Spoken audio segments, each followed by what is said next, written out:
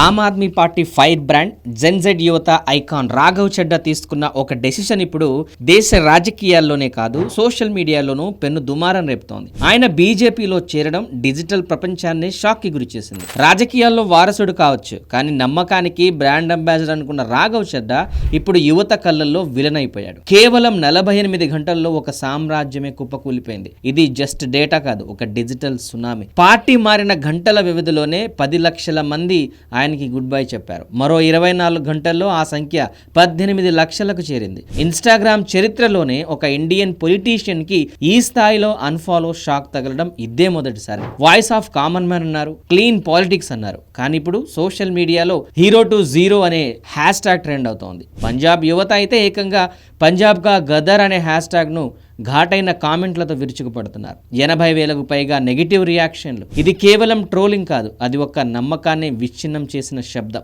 రాఘవ్ చెడ్డా రాజ్యాంగ పరంగా బీజేపీలోకి వెళ్ళడం సేఫ్ కావచ్చు, కానీ నైతికత మాట ఏంటి?